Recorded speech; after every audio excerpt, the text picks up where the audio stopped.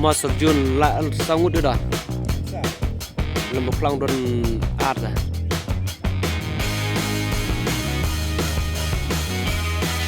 masuk Jun la sangut dah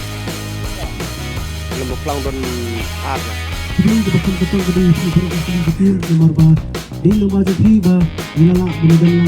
ini kini hari kerja bat kejin kubri kebakam kepang kadi yapi arut dengan pernah itu juga